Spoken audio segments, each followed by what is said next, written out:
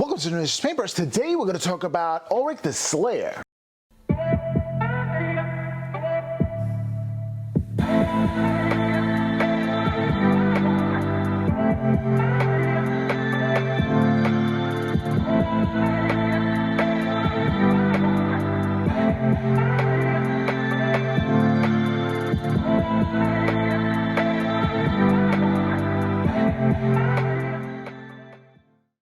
What's up, Mr. Paintbrush Legion? I am Rob, your host, and I'm here to tell you that I am going to do a couple of videos where I'm showcasing something that I've painted while my computer was down and out, and now I was saving up for the new computer.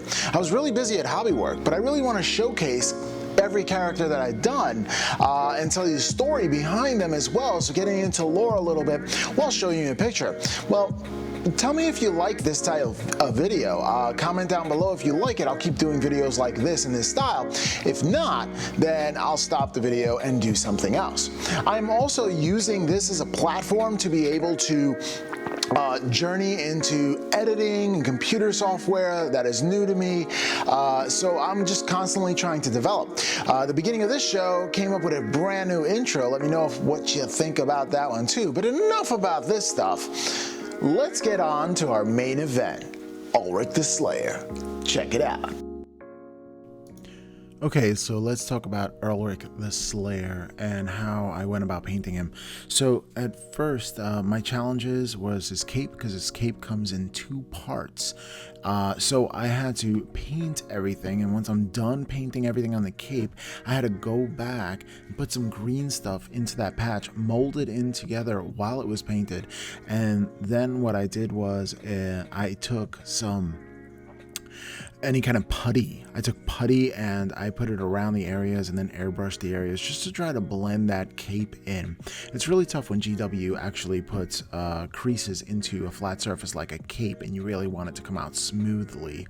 That's if you're painting clean, and I definitely like to paint very clean. Now, one of the challenges, again, while painting this figure here, was that he was in black. So this is the first time of really painting black armor. Now, I wasn't going for a non-metallic metal black or a leather black and different kind of textures.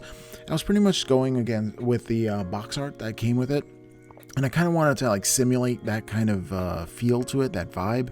So I went and I outlined all the areas of the panels in a gray or a light gray. And that gray really served, and it looks like a highlight to that black. So it's really just highlighting it, like a heavy metal style that I went with for that.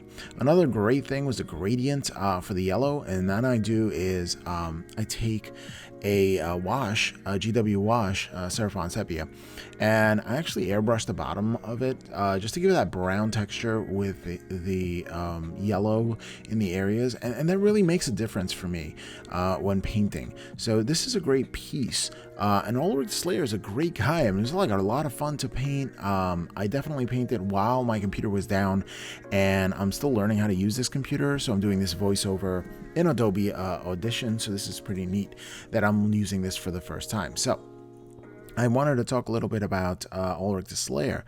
Now, he actually, as lore-wise, his saga began in the earliest of the 41st millennium, so he's been around for quite some time.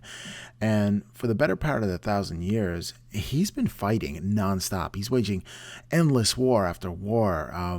You know, no one has ever kind of defeated him, right? And he's the first war of Armageddon. He was earning his places at Russ's eternal feasting table with his greatest deeds, and that's because he was cutting through world eaters. I mean, really massive amounts of world eaters, very powerful people, and you know, even the Daemon Primarch Angron himself, you know, the one with the nails in him, in his head, and all the aggression and everything else.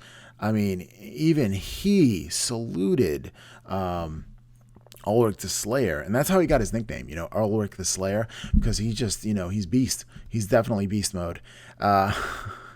He's been fighting forever. He's been training and mentoring like some of the greatest leaders in the Adeptus Astartes, and you know, of course, he actually mentored Logan Grimnar, which is the chapter master for the Space Wolves. He is the Wolf Lord of Wolf Lords right there. So he's been around forever, right? And you know, his helmet is the helmet of that the artificers for the Emperor himself actually made for Leman Russ. So he actually has a helmet of rust. That's that bone helmet he's carrying underneath his arm. This I'm telling you, this guy is legendary. And on the table itself, I hear he's really great on the table. So, you know, it's going to be really great putting him on the table and for battle reports.